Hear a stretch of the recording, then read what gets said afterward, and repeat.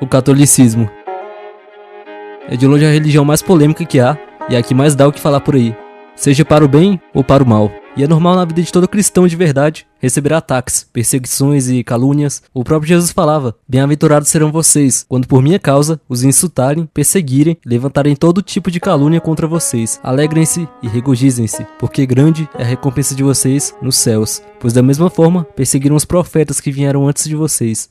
Mas eu percebi uma coisa: dentre todas as religiões, o catolicismo é mais atacada que o normal, mais atacada que evangélicos, mormons e por aí vai. E normalmente, o comum dos cristãos é receberem ataques das pessoas do mundo, das pessoas corrompidas pelos próprios pecados. Mas para um católico, então, ele praticamente recebe ataque dos dois lados, seja do mundão ou até mesmo das próprias pessoas que se dizem cristãos. E por quê? Como youtuber cristão, eu já vi muita coisa. Seja gente falando que Nossa Senhora não existe, que católicos adoram outros deuses, que católicos adoram Maria, que eles adoram imagens, que só há um intercessor, que católicos oram para santos, que Maria não é santa e isso e aquilo. E eu percebi que, na verdade, o principal motivo da Igreja Católica ser tão odiada é pelo simples fato de falta de conhecimento. É exatamente isso. O motivo das pessoas falarem tão mal da Igreja Católica é simplesmente por não conhecerem ela corretamente. E eu percebi isso pelas próprias pessoas que falavam isso. Eu vi que alguns não foram na maldade, mas simplesmente por não conhecerem nada sobre o catolicismo de fato. Não entenderem o que falavam ou por que falavam. Eu percebi isso por causa de algumas pessoas e mentiras. Foi criada e espalhada uma visão totalmente errônea e equivocada sobre o catolicismo, onde as pessoas simplesmente repetem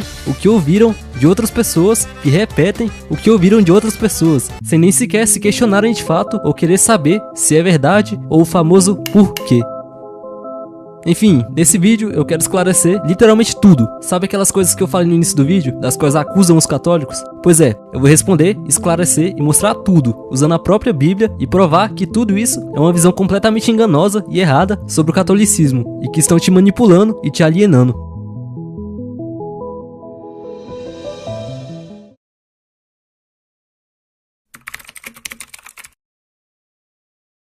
Por que não começar do começo, não é mesmo? Bom, de onde veio a Igreja Católica? Como ela surgiu?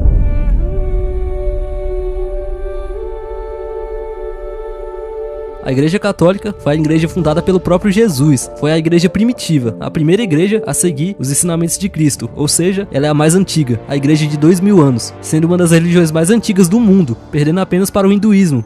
Até tinha outras religiões antes, mas não existem mais hoje, foram extintas. Mas o catolicismo e o hinduísmo, apesar de antigas, existem até hoje, onde Jesus, quando viajava com seus discípulos para Cesareia de Filipe, encarregou Pedro, dentre os 12, a dar início no que seria a igreja primitiva, a igreja de Cristo. E a passagem que fala isso está em Mateus, capítulo 16, versículo 13 ao 20. Chegando Jesus à região de Cesareia de Filipe, perguntou a seus discípulos: quem os homens dizem que o Filho do Homem é? Eles responderam: alguns dizem que é João Batista, outros Elias, e ainda outros Jeremias, ou um dos profetas. E vocês? Perguntou ele. Quem vocês dizem que eu sou? Simão Pedro respondeu: tu és o Cristo, o Filho do Deus vivo. Respondeu Jesus: feliz é você, Simão, filho de Jonas, porque isto não lhe foi revelado por carne ou sangue, mas por meu Pai, que estás no céu. E eu lhe digo que você é Pedro, e sobre esta pedra edificarei a minha igreja, e as portas do Hades, inferno, não poderão vencê-la. E eu lhe darei as chaves do reino dos céus. O que você ligar na terra, terá sido ligado nos céus, e o que você desligar na terra, terá sido desligado nos céus. Então advertiu os seus discípulos que não contassem a ninguém que ele era o Cristo. Conhecendo praticamente o começo do nascimento da Igreja Católica Apostólica e sendo o discípulo Pedro, um dos 12 apóstolos, o primeiro Papa a existir, e tendo Jesus confiado a ele a missão de dar continuidade à Igreja deixada por Cristo, após sua crucificação e morte, e os apóstolos sendo encarregados a espalharem o Evangelho e as boas novas por todo o mundo, mediante a força do Espírito Santo, que atuava neles, onde podemos ver isso em Atos dos Apóstolos, capítulo 2, versículo 1 ao 13. E bom, daí pra frente já é questão histórica.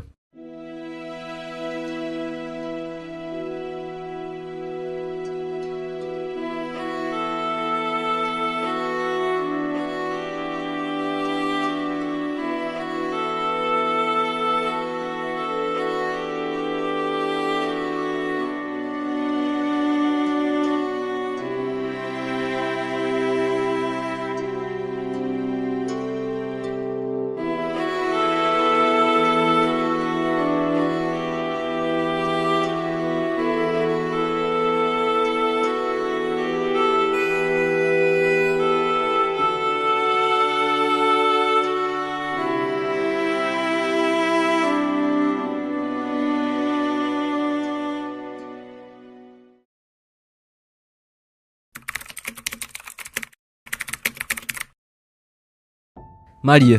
Esse é de longe o nome mais controverso e atacado quando o assunto é catolicismo, tendo muitas pessoas praticamente odiando a mãe de Jesus, o que não faz sentido nenhum. Vocês desprezam a mãe do próprio Salvador, o que sinceramente é hipocrisia. Bom, para começar, sim, Maria é santa. Sim, Maria é imaculada. Sim, Maria tem a virgindade perpétua. E sim, Maria tem poder de interceder por nós.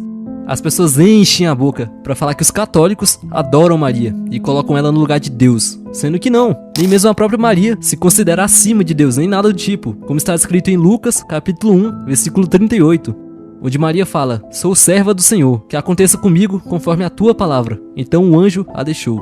O próprio arcanjo Gabriel, quando foi anunciar a Maria que ela daria a luz ao Messias, o Salvador do mundo, a própria Maria o responde: "Eis aqui a serva do Senhor, serva, faça-se em mim segundo a vossa palavra." Então não, nenhum católico considera Maria uma deusa ou algo acima de Deus. Maria é mãe do verbo que se fez carne, o verbo encarnado. Maria não é mãe ou dona da divindade de Jesus e de Deus Pai. Não, negativo. Maria é mãe da humanidade de Deus, por meio de Jesus. Maria não é adorada por nós católicos. Maria é amada e respeitada, o que nos leva a outro ponto, a santidade de Maria. Bom, falar que Maria não é santa e que não é, porque não fala na Bíblia, é praticamente um negacionismo, uma interpretação muito errada, onde o próprio arcanjo Gabriel, como eu havia mencionado anteriormente, a cumprimenta da seguinte maneira: entrando, o anjo disse-lhe: "Ave cheia de graça, o Senhor é contigo", em Lucas, capítulo 1, versículo 28, dando-a um título que nenhuma outra pessoa da Bíblia recebeu: cheia de graça, ave cheia de graça. E tem gente que vai falar: "Ah, mas a Bíblia não fala que ela é santa." Na verdade é perceptível, e a Bíblia mostra sim, mas não deixa claro. Não é como se fosse um versículo: "Maria é santa", tantantan, capítulo 2, versículo 7, não. Mas é só pegar pelos próprios personagens bíblicos. Davi pecou, Moisés pecou, Salomão pecou, Pedro pecou, Jonas pecou, Maria. Pois é, não tem, ela não pecou. Em momento nenhum Maria pecou. Mas o que evidencia mais isso é simplesmente o fato que Deus a escolheu, dentre todos os humanos da Terra, para ser a mãe do Verbo encarnado, para cuidar e acolher a humanidade de Deus. Ele poderia ter escolhido qualquer um. Na verdade, ele poderia simplesmente ter existido, sem precisar nascer, crescer e até virar adulto. E se Deus, que não tem mancha nenhuma de pecado sequer, o homem mais puro que existiu, você acha mesmo que ele nasceria de qualquer pessoa? Não, é óbvio que não. Ele não só precisaria nascer de uma virgem, mas ele precisaria nascer de uma santa, igualmente sem mancha de pecado. E Deus a escolheu dentre todas, desde o início. E quando eu falo desde o início, é desde o Gênesis. Gênesis capítulo 3, versículo 15, quando Adão e Eva pecam, e Deus fala: "Porém ódio entre ti e a mulher, entre a tua descendência e a dela. Esta te ferirá a cabeça, e tu lhe ferirás o calcanhar." Onde a descendência da mulher representa Maria, juntamente a Jesus, contra a descendência do mal, a do pecado, do demônio, sendo a ferida na cabeça simbolizando a vitória sobre o demônio e sobre o pecado cometido por Adão e Eva por meio de Cristo Jesus e seu sacrifício, e a ferida no calcanhar simbolizando a dor temporária de Jesus na cruz, onde uma ferida na cabeça causa muito mais dano do que uma ferida no calcanhar. Por uma mulher o pecado entrou no mundo, e por uma mulher o pecado saiu do mundo. Hebreus capítulo 2, versículo 14. "Portanto, visto que os filhos são pessoas de carne e de sangue, ele também participou dessa mesma condição humana, para que por sua morte derrotasse aquele que tinha o poder sobre a morte, isto é, o diabo." Maria derrotou o diabo, juntamente a Jesus, lhe ferindo a cabeça, e por isso o demônio odeia tanto Maria, e manipula seres humanos a atacarem Maria e a caluniarem. E isso explica o ódio tão grande a Maria. Esse ódio provém do demônio e de espíritos malignos. Mesmo Maria tendo sido uma humana, como nós, o demônio nunca conseguiu tentá-la. Ele nunca conseguiu fazê-la pecar. Até porque, se ela pecasse ou tivesse pecado, basicamente acabaria com os planos de Deus para a salvação do mundo por meio de Cristo. E mesmo o diabo fazendo de tudo para impedir isso, ele não conseguiu. É igual quando Jesus foi tentado no deserto. O demônio queria fazer de tudo para impedir os planos de Deus. E da mesma maneira que ele perdeu no deserto, ele também perdeu com Maria. E por isso, o ódio tão grande. E existem outras passagens no próprio Antigo Testamento que mostram claramente que Deus escolheu Maria desde o início e que projetavam o retrato de Maria. A Mariologia do Antigo Testamento é uma Mariologia velada, profética, e tudo nela aponta sempre para o seu filho, o Messias, o enviado de Deus, o libertador do povo escolhido e de todos os povos, como em Êxodo 3, ao se referirem à Arca da Aliança, projetando um retrato de Maria como a portadora da lei de Deus. E em Gênesis, capítulo 6, versículo 9, com a Arca de Noé, como portadora da esperança e da salvação. A sarça ardente, em Êxodo capítulo 3, versículo 4, de onde Deus fala e onde se encontra a terra santa, ao tabernáculo do Altíssimo. Êxodo capítulo 40, versículo 36 ao 38, ou seja, a morada de Deus, o templo de Deus. 1 Reis capítulo 5, como espaço sagrado, onde se oferece sacrifícios ao Senhor, filho de Sião. 2 Samuel capítulo 5, versículo 7 e Salmo 132, versículo 3, ou seja, na fortaleza do Senhor, onde ele derrama a vida e a bênção para sempre. E também nas profecias, como na profecia de Isaías e de Miqueias. Na profecia de Isaías, o retrato de Maria é de uma virgem que concebe à luz a um filho, cujo nome profético é Emanuel. Traduz que ele é Deus conosco, isto é, o Messias, que assume a natureza humana e a reveste com sua natureza divina no seio de sua virgem mãe. Vejamos, o próprio Senhor nos dará um sinal. Uma virgem conceberá e dará à luz a um filho, e o chamará Deus conosco. Isaías capítulo 7, versículo 14, e ainda acrescenta, porque um menino nos nasceu, um filho nos foi dado, a soberania repousa sobre os seus ombros, e ele se chama Conselheiro Admirável, Deus Forte, Pai Eterno, Príncipe da Paz. Na profecia de Miqueias, o retrato de Maria tem o mesmo significado da profecia de Isaías, o da Virgem Mãe do Messias, que traz a esperança da unidade para todos os filhos de Deus. Miqueias capítulo 5, versículo 1 ao 2. Mas tu, Belém Efrata, tão pequena entre os clãs de Judá, é de ti que sairá para mim aquele que é chamado a governar Israel. Suas origens remontam aos tempos antigos, aos dias do longínquo passado. Por isso, Deus os deixará até o tempo em que der à luz aquela que há de dar à luz. Então o resto de seus irmãos voltará para junto dos filhos de Israel. Bom, como eu acabei de mostrar, ninguém nunca colocou Maria acima de Deus ou a considerou ela uma deusa. Não, na verdade, isso não passa de uma mentira. Exato, uma mentira. Da mesma maneira que Jesus é como nosso Pai Celestial, Maria é praticamente a nossa mãe, o que chega a ser irônico, as pessoas quererem falar do filho enquanto rejeitam e negam a mãe do filho, quando o próprio Jesus nos dá Maria como mãe, antes de morrer na cruz, em João capítulo 19, versículo 26 ao 28. Ora, Jesus, vendo ali sua mãe e que seu discípulo, a quem ele amava, estava presente, disse à sua mãe: Mulher, eis aí o teu filho. Depois disse a seu discípulo: Eis aí a tua mãe. E desde aquela hora, o discípulo a recebeu em sua casa. Depois disso, sabendo Jesus que já todas as coisas estavam terminadas, para que a escritura se cumprisse, disse: Tenho sede.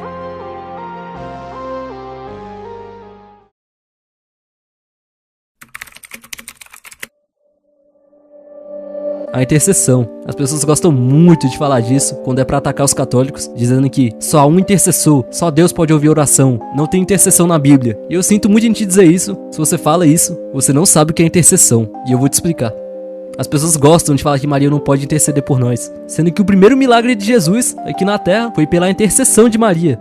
O milagre das bodas de Canaã, onde Jesus transforma água em vinho no casamento. Em João capítulo 2, versículo 1 ao 11. E as pessoas enchem a boca para falar que o milagre vem de Deus. E realmente, Deus é que provê o milagre. Deus que faz o milagre acontecer. Ele que transformou água em vinho no casamento, não Maria. Mas ninguém leva em conta que foi Maria que pediu a Jesus para que ele provesse o vinho. Foi Maria que pediu o milagre a seu filho, em favor dos noivos. João capítulo 2, versículo 3 ao 5. E faltando vinho, a mãe de Jesus lhe disse: Não tem vinho. Disse-lhe Jesus: Mulher, que tenho eu contigo? Ainda não é chegada a minha hora. Sua mãe disse aos serventes: Fazei tudo quanto ele vos disser. O próprio Jesus fala: ainda não é chegada a minha hora. E mesmo assim, ele fez o milagre. Por quê? Porque sua mãe pediu, e Jesus, como bom filho, obedeceu a sua mãe. E isso é um exemplo para nós cristãos, tanto que honrar pai e mãe é um dos 10 mandamentos. E Jesus honrava sua mãe aqui na terra, mesmo sendo o verbo encarnado, mesmo com sua divindade, sempre se manteve obediente à sua mãe. Então, como eu falei, a própria Bíblia mostra que o primeiro milagre de Jesus foi por intercessão de Maria. Maria intercedeu pelos noivos, inclusive nos mostrando como funciona uma intercessão. E claro, isso não tira mérito nenhum de Jesus. Ele que fez o milagre. A glória e o poder divino vem dele, mas isso também não tira o mérito de Maria e a participação dela no milagre, sendo que a própria Maria fala: Fazei tudo o que ele vos disser. Maria nunca quis ocupar o lugar do seu filho. Pelo contrário, ela justamente quer que sejamos obedientes a ele e fazendo tudo o que ele nos disser. Fazei tudo o que ele vos disser. E assim se realizou o primeiro milagre de Jesus. E outra passagem bíblica que fala sobre a intercessão é em Jeremias capítulo 15, versículo 1, que diz: Ainda que Moisés e Samuel estivessem diante de mim, intercedendo por este povo, eu não lhes mostraria favor. Expulse-os da minha presença, que saiam.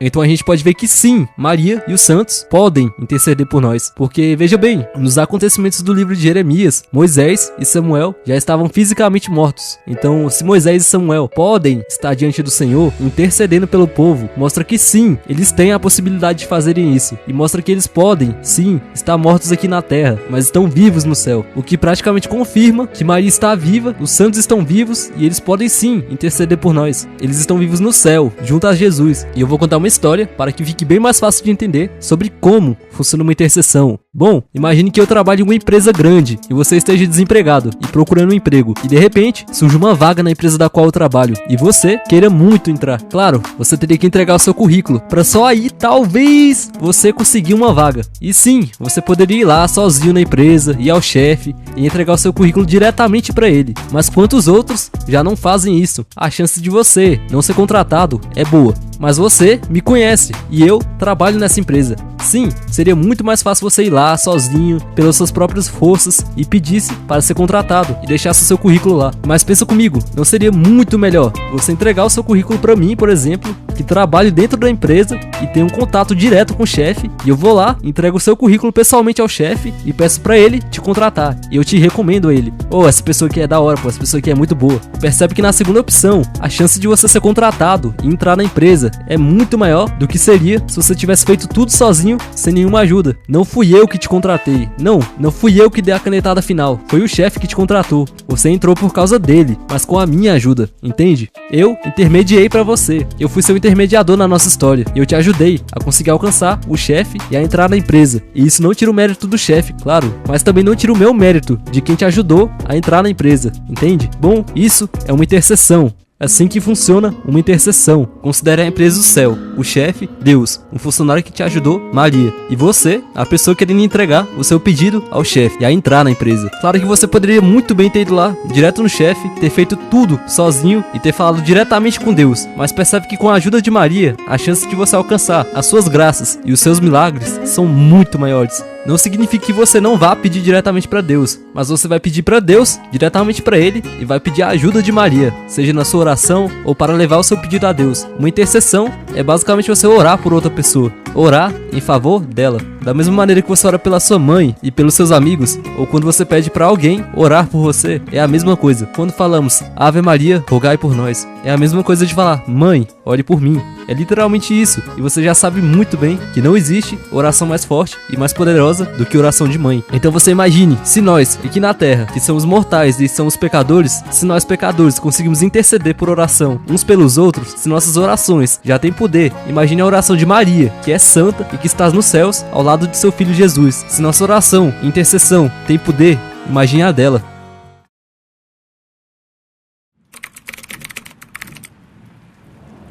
Sobre os santos, bem, muitas pessoas por aí afirmam que santo só é Deus. Católicos adoram santos, santos não existe, católico ora para santo e por aí vai. Sendo que o próprio Deus fala em Levítico, capítulo 11, versículo 44. Eu sou o Senhor, o Deus de vocês. Consagrem-se e sejam santos, porque eu sou santo. E em 1 Pedro, capítulo 1, versículo 15 ao 16. Mas assim como é santo aquele que os chamou, sejam santos vocês também, em tudo o que fizerem, pois está escrito: sejam santos, porque eu sou santo. O próprio Deus fala para nós sermos santos. E existiram pessoas no mundo que conseguiram alcançar tal feito. Mas como o mundo reage? Atacando eles.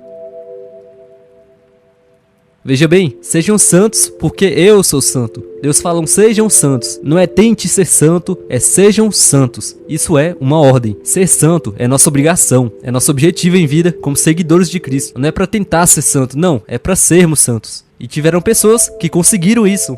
Mas tem gente aí que simplesmente não aceita. Claro que ninguém é santo como Deus, não. Deus não tinha mancha nenhuma de pecado, nenhuma. Por isso, nasceu de uma santa virgem. Diferente de nós, que somos todos marcados pela mancha do pecado original, deixado por Adão e Eva. Então sim, ninguém é santo como Deus foi. Mas ser santo é uma busca e uma escolha diária. A escolha de se santificar a cada dia, a escolha de resistir às tentações todos os dias, a escolha de buscarmos nos purificarmos a cada dia. Não sei se você sabe, mas não entra pecado no céu. Não entra pecado no reino de Deus. Então para entrarmos no céu, precisamos estar em estado de graça e santidade. Ou seja, a gente precisa ser santo para entrar no céu. Se você tiver um pecadinho que seja, se você tiver um pecado só, você não entra no céu. E por isso, Deus criou o purgatório, inclusive, para nos purificarmos e podermos entrar no reino de Deus. Então se você é evangélico, por exemplo, ou não acredita em purgatório, acredita na crença de ou é céu ou é inferno, se você tiver um pecadinho que seja, você não vai entrar no céu. É simples assim, você desce direto seguindo essa lógica. Então entende porque todos nós precisamos ser santos, e é justamente por isso que Deus nos prova tanto,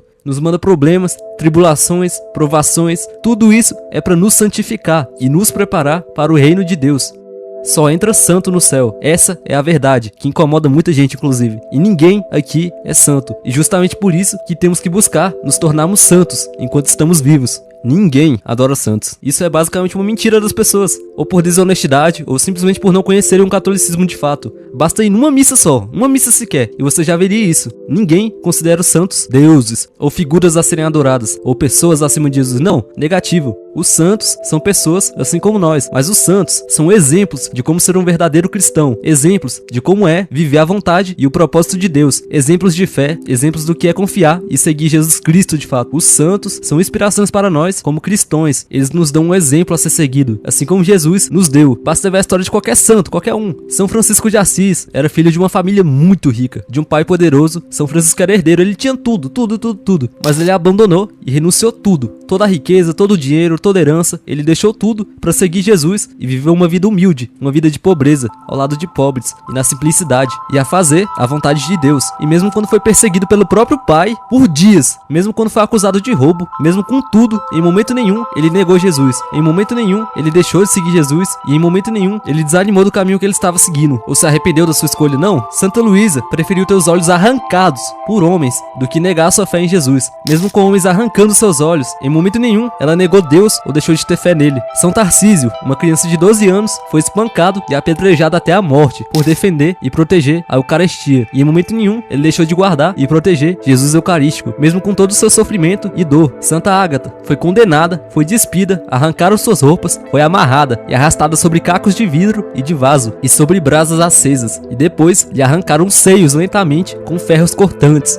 Você não consegue nem imaginar sequer tamanha dor, né? E tudo isso por causa da sua fé em Jesus. E mesmo depois de tudo isso que ela passou, ela não negou Jesus em momento nenhum e continuou tendo fé e confiando nele.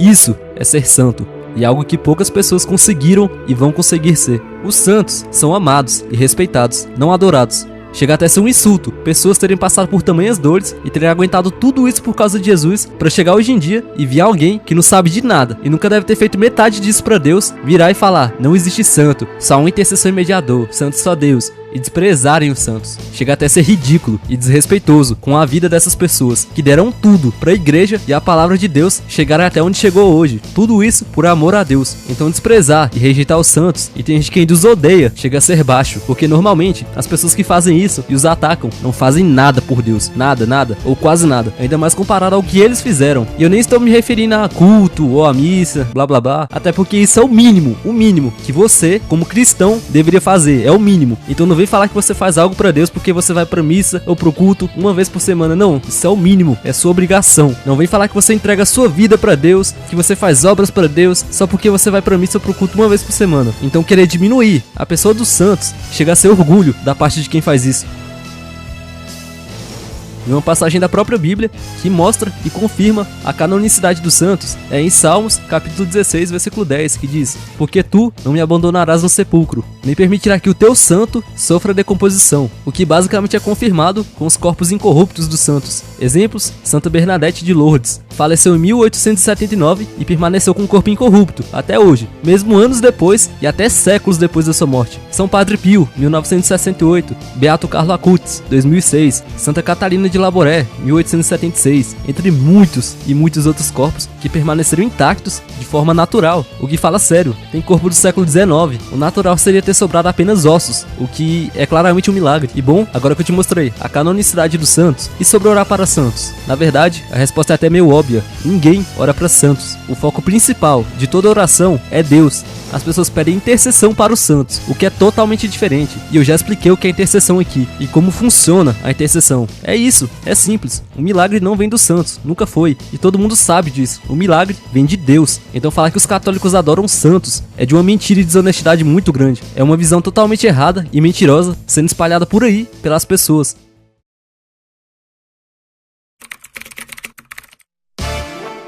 De todas, creio que essa é a que o pessoal mais gosta de usar pra atacar a igreja católica. Ai, é o Êxodo 24, não sei o que, Êxodo 24. Toma aqui teu Êxodo 24. Enfim, piadas à parte, primeiramente, a gente tem que voltar um pouquinho no tempo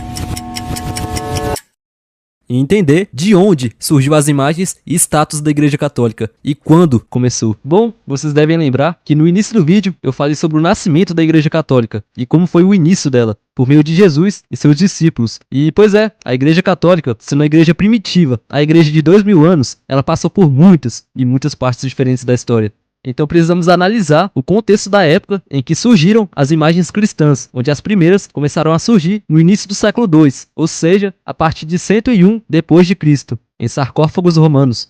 A Igreja Católica só permitiu o uso das imagens oficialmente em 451 depois de Cristo, ou seja, no século V, 3 séculos depois do surgimento das imagens. Então, por que a Igreja Católica permitiu o uso das imagens? Já que tem o tal Êxodo 24 aí, né, que todo mundo ficou falando. Bem, o contexto da época em que começaram a construir e a instituir as imagens da Igreja Católica foi em uma época em que quase toda a população era analfabeta e não tinha acesso às Sagradas Escrituras. Não era igual hoje em dia, que você tem a sua bibliazinha e tá tudo junto, organizadinho, separadinho, e é só abrir e ler, ou procurar a passagem que você quer. Não, naquela época quase ninguém tinha acesso às Sagradas Escrituras, até porque elas ficavam em pergaminhos separados, ou seja, tinha um pergaminho para Êxodo, tinha um pergaminho para Samuel, tinha um pergaminho para o livro de Mateus, um pergaminho para o Levítico, e por aí vai, com a Bíblia inteira, o que já torna muito difícil, porque para copiar a Bíblia demorava cerca de 750 dias, ou seja, 2 anos e 20 dias só para conseguir copiar a Bíblia, o que já torna tudo muito difícil e inacessível. Então junta isso com o fato de que quase toda a população era analfabeta e não sabia ler e nem escrever, tornava quase impossível espalhar o evangelho. Então eles começaram a usar imagens como uma forma de contornar esse problema e mostrar e exemplificar quem são as figuras retratadas, como uma forma educativa mesmo, sabe? A fim de ensinar os fiéis que queriam conhecer mais do cristianismo e para converter os pecadores mais incrédulos. Um exemplo, este é Jesus,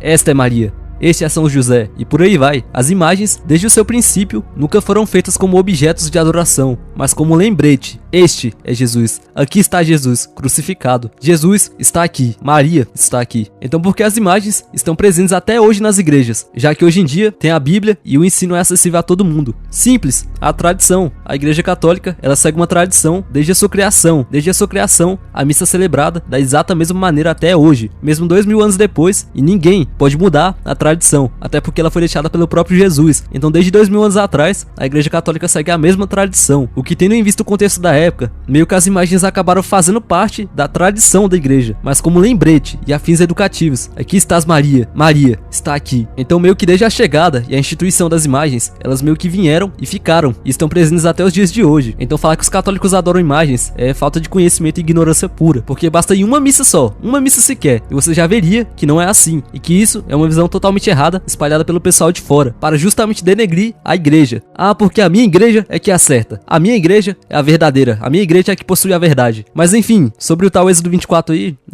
sinceramente, você querer comparar isso aqui e isso com isso bem daqui, é heresia, você tá sendo herege. Êxodo 20 se refere ao ser humano querer criar o seu próprio Deus, com D minúsculo, tá? Fazer estátuas e se prostrar perante elas, adorá-las como Deus e fazer sacrifícios àquela estátua, igual o rei Jeroboão fez em 1º Reis, por exemplo, quando ele criou 2 bezerros de ouro e os tomou como Deus, considerando os bezerros que ele mesmo fez como Deus, e ainda fazendo o povo de Israel adorar os bezerros.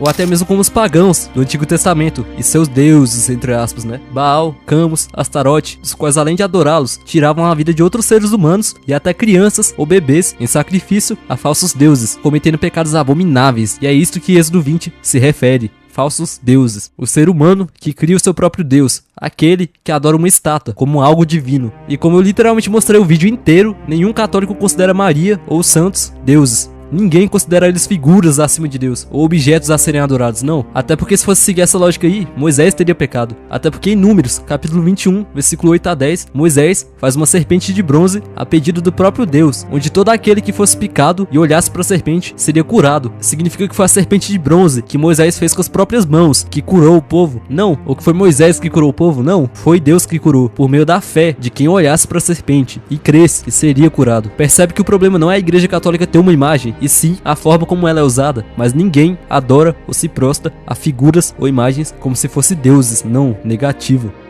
A própria Maria, em suas aparições como Nossa Senhora, foi quem mais lutou contra o pecado da idolatria, como a aparição de Nossa Senhora de Guadalupe, por exemplo, em 1531, onde ela combateu o povo asteca, no México, contra a idolatria, porque os astecas estavam em uma época em que eles acreditavam em falsos deuses, e até mesmo construindo templos e tirando a vida de crianças em sacrifício. Então a própria Nossa Senhora, que as pessoas acusam tanto de ser objeto de idolatria, foi quem mais lutou contra isso, o que é inclusive o próximo capítulo do vídeo.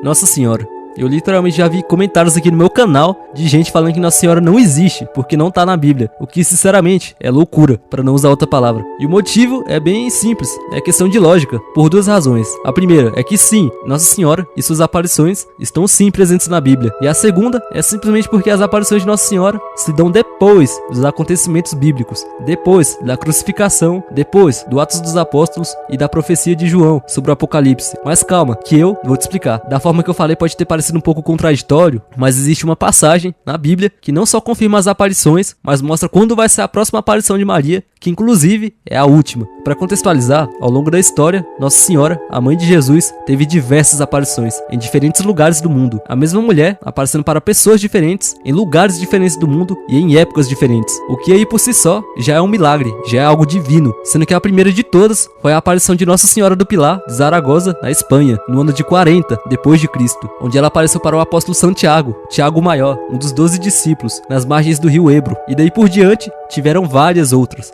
como Nossa Senhora de Fátima, em Portugal, 1916, Nossa Senhora Aparecida, aqui no Brasil, em São Paulo, 1717, Nossa Senhora de Lourdes, na França, em 1858, Nossa Senhora de Guadalupe, no México, em 1531, Nossa Senhora de Donglu, na China, em 1900, sendo que a aparição mais recente, até agora, é a aparição de Nossa Senhora de Fátima, em Portugal, no dia 13 de outubro de 1917, onde ocorreu o chamado O Milagre do Sol, que o JJ fez um vídeo excelente sobre, falando apenas desse milagre, que inclusive eu recomendo muito vocês verem. E a razão pela qual Nossa Senhora não está presente na Bíblia é simplesmente pelas aparições dela terem se dado depois dos acontecimentos descritos na Bíblia. Então falar que Nossa Senhora não existe porque não está na Bíblia é praticamente um negacionismo, sendo que a própria ciência já confirmou as aparições e os milagres, como o quadro de Nossa Senhora de Guadalupe, que a ciência não consegue nem explicar como o quadro foi feito, e nem consegue replicar o quadro da mesma maneira que ele foi feito. Isso tudo levando em conta que é uma pintura de 1531. Então falar que Nossa Senhora não existe porque não tá na Bíblia, além de ser um negacionismo, é farisaísmo puro. É a mesma mentalidade dos fariseus do Novo Testamento,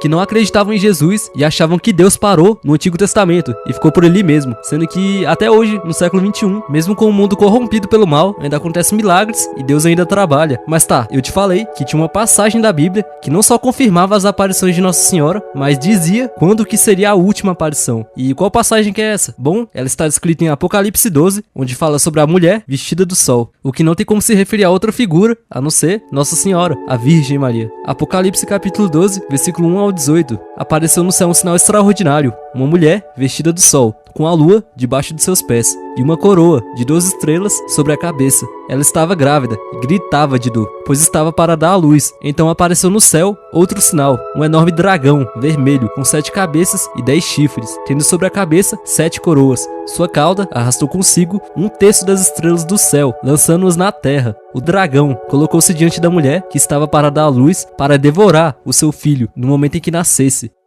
Ela deu à luz a um filho, um homem, que governará todas as nações. Com um cetro de ferro, seu filho foi arrebatado para junto de Deus e de seu trono. A mulher fugiu para o deserto, para um lugar que lhe havia sido preparado por Deus, para que ali a sustentassem durante 1270 dias. Houve então uma guerra no céu. Miguel e seus anjos lutaram contra o dragão, e o dragão e os seus anjos revidaram, mas estes não foram suficientemente fortes e assim perderam seu lugar no céu. O grande dragão foi lançado fora. Ele é a antiga serpente, chamada Diabo ou Satanás, que engana o mundo todo. Ele e os seus anjos foram lançados à terra. Então ouvi uma forte voz do céu que dizia: agora veio a salvação, o poder e o reino do nosso Deus e a autoridade do seu Cristo, pois foi lançado fora o acusador dos nossos irmãos, que os acuse diante de nosso Deus, dia e noite. Eles o venceram pelo sangue do Cordeiro e pela palavra do testemunho que deram diante da morte. Não amaram a própria vida. Portanto, celebrem, ó céus, e os que nele habitam. Mas ai da terra e do mar, pois o diabo desceu até vocês e ele está cheio de fúria, pois sabe que lhe resta pouco tempo. Quando o dragão viu que havia sido lançado à terra, começou a perseguir a mulher que dera à luz ao menino. Foram dadas à mulher as 2 asas de grande águia, para que ela pudesse voar para o lugar que lhe havia sido preparado no deserto, onde seria sustentada durante um tempo, tempos e meio tempo, fora do alcance da serpente. Então a serpente fez jorrar de sua boca água como um rio, para alcançar a mulher e arrastá-la como uma correnteza. A terra, porém, ajudou a mulher, abrindo a boca e a engolindo o rio que o dragão fizera jorrar da sua boca. O dragão irou-se contra a mulher e saiu para guerrear contra o restante de sua descendência, os que obedecem aos mandamentos de Deus e se mantêm fiéis ao testemunho de Jesus. Então o dragão se pôs em pé na areia do mar. Essa passagem mostra basicamente a última aparição da Nossa Senhora e como ela vai ser. Mostra o duelo entre Maria e a serpente nos últimos dias, o que evidencia e deixa bem claro que o demônio odeia Maria, o demônio odeia a Mãe de Deus, e por isso Maria é tão odiada e atacada. Todo mundo que odeia Maria, todo mundo que ataca Maria, como alguns evangélicos, por exemplo, eu sinto muito em lhe informar, mas isso é influência de demônios, e isso que eu vou dizer vai tocar na ferida de muita gente, vai incomodar muito. Mas se você ataca Maria e não gosta dela, odeia ela, você não tá com o espírito de Deus. Na verdade, você está com um espírito maligno. Você faz a vontade do diabo, achando que está fazendo a vontade de Deus. E isso é farisaísmo puro. O demônio, por odiar tanto Maria, acaba influenciando e manipulando outras pessoas a odiarem Maria e a atacarem. E é por isso que vemos tantas pessoas alienadas, falando que nem mesmo sabem e atirando paus e pedras na Mãe de Deus, a troco de nada, sem nem mesmo saberem o que estão fazendo ou o porquê estão fazendo. E isso tudo é demoníaco. Incomode quem tiver que incomodar, mas quem faz isso não é cristão de verdade. Você é um falso cristão. Como pode alguém odiar e profanar a mãe do próprio Salvador? Como pode alguém rejeitar e desprezar a mãe, aquela que deu à luz, criou e cuidou do homem, que por amor morreu em uma cruz por pessoas ingratas, só para perdoá-las pelos pecados e as mesmas pessoas atacarem a própria mãe do seu Salvador? Retribuir o bem com o mal é simplesmente a coisa mais demoníaca que existe, mas é isso que alguns de vocês fazem, e essa é a verdade que vai incomodar muita gente, e vai me fazer ser odiado por muitas pessoas, mas sinceramente, eu não tô nem aí, a verdade precisa ser dita, mesmo que me custe tudo. Provérbios capítulo 17, versículo 13, quem paga o bem com o mal, jamais deixará de ter mal no seu lar.